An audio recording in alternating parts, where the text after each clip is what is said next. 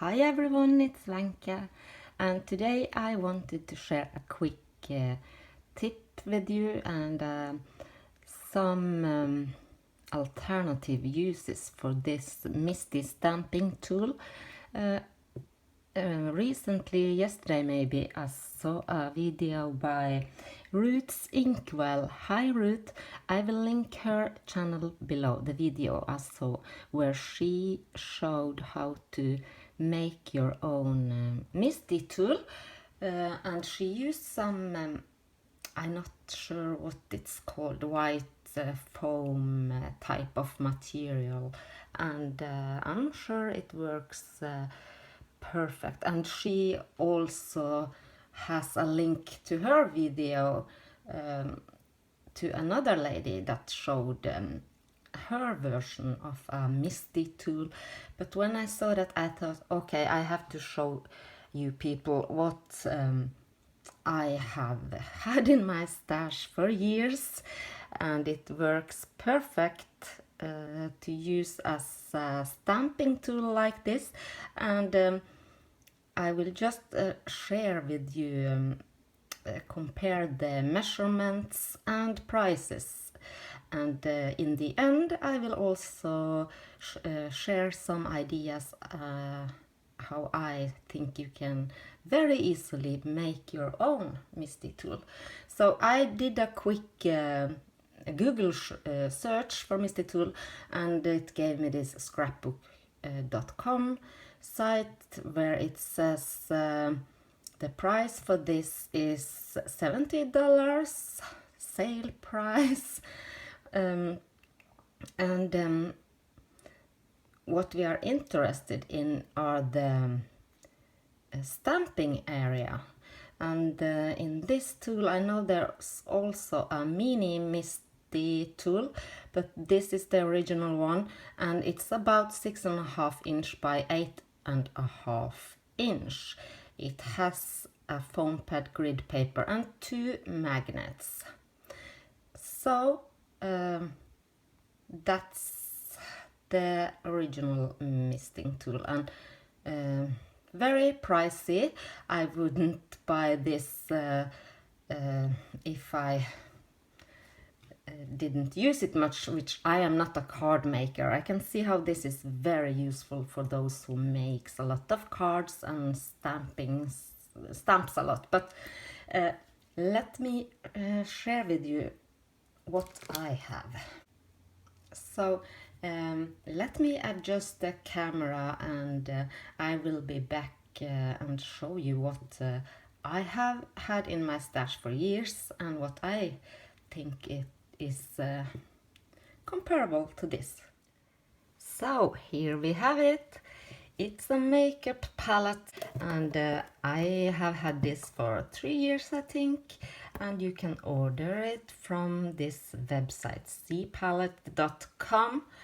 And this one is what they call the large palette, and it has this clear acetate frame here and magnetic background, and it also comes with magnets. So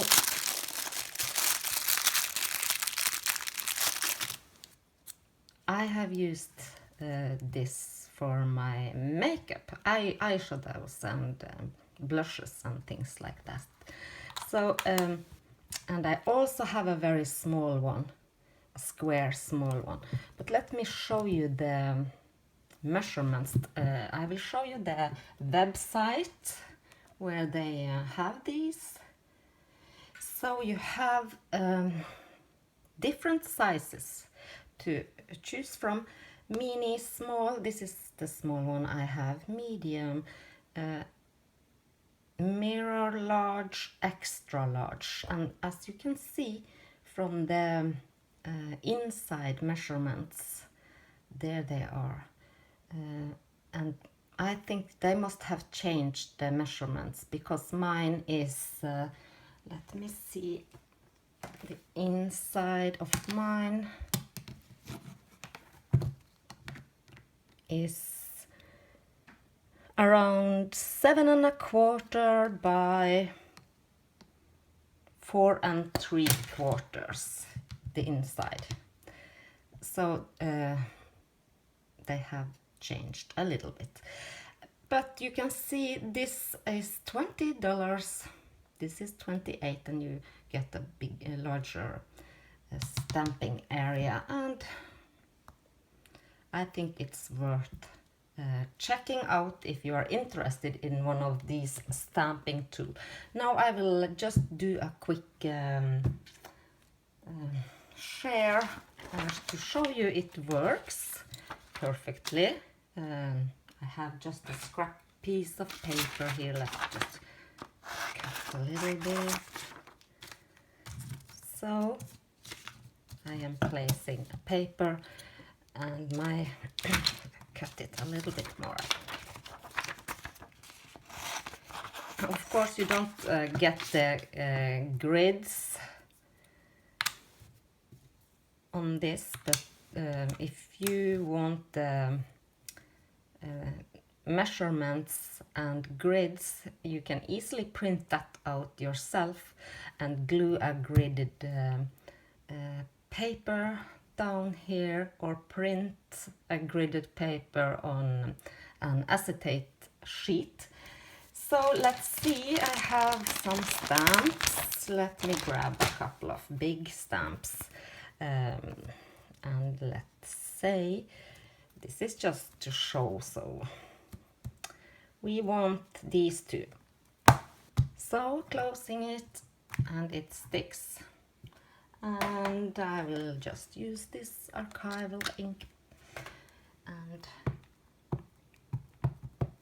now I am just inking it very lightly, so I know it's not going to give me a great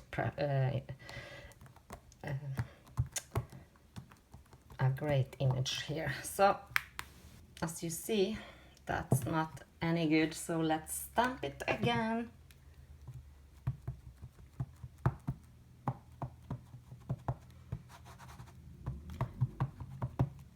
But I don't use this very much, because as you maybe know, for the most part I make journals and stamp randomly on the pages. So let's close this again and give it a good press.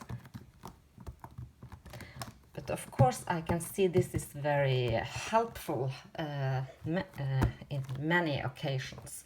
Let's open, and there we go. Perfect stamps. So that was my tip for an alternative Misti tool if you want to go and buy one. And now I will share with you a couple of ideas on how you can make your own. So I have a lot of frames like this one, and if you take this apart, you can, if you wish, use this glass and glue it down. But of course this can break, so then you have to be careful. And then I have this magnetic printer paper. You can print this and cut it out very easily with scissors. So this is A4 size, so you can cut these to fit in your frame and glue it down here. And then obviously this won't work. You need a top that is the same size as this outer border of your frame. So I don't know if this is PDF or what you call this. You can use if you have a very heavy chipboard, or some sort of wooden plate or anything, and cut it to fit this frame. So let's just pretend this fits perfectly and line it up here on the edge, and then you want to attach something to the top part and the middle part, some sort of a hinge system. And I didn't have any to show you exactly, but you could also, this is another frame I have, you can also use these things. You get these that has a couple of holes here and some very small nails, and you can attach them to this part and attach the top part to this, as long as you are able to create a sturdy flip on the top. It will work, I think. And also I have some cheap wooden, I won't show you, there are pictures inside, cheap wooden frames. And of course you can use 2 of these. I'm sure you are able to get these for very cheap. And do the same thing. If you don't want to use that original glass, you can buy plexiglass. Here where I live, we can get that in different thickness, all up to 5 millimeters, I think, even more maybe if you go to a special store, and glue it down, print out some grid paper, but on the top you would like to use either plexiglass, or if you have some acetate that you can print on, you can use the acetate from packaging, anything, and glue it on the top part. And as you see, wooden frames are very easily to attach, a couple of maybe 3 to hinges, so you make sure it's a very sturdy, it's attached sturdy together. And if you don't have frames, another alternative is to use a couple of corks that you can attach together. So that's one. And if you don't have that, I am sure you have an old book. So this book, if you have an old book, you can draw a frame, use an X-Acto knife, cut out an inner frame, and you have to try with your stamps to see how many pages you want to take out, and glue a piece of acetate here. This is the easiest way, I think. Glue down a piece of acetate, make an inner frame, and be sure to glue this very good together so it makes a sturdy base. And then just try to see how many pages you need to take out so it creates a perfect gap for your stamps. So this is the easiest way. I haven't tried it, but I am pretty sure it would work as long as you have a cover that's sturdy and it's not a very flipsy old spine on the book. So this is just an old vintage book I have. So that was my tip for you. Let me know if you give this a try, and I would love to hear if you have any ideas, and if you try it, if it works. So thank you so much for watching, and I will be back really soon. Bye bye.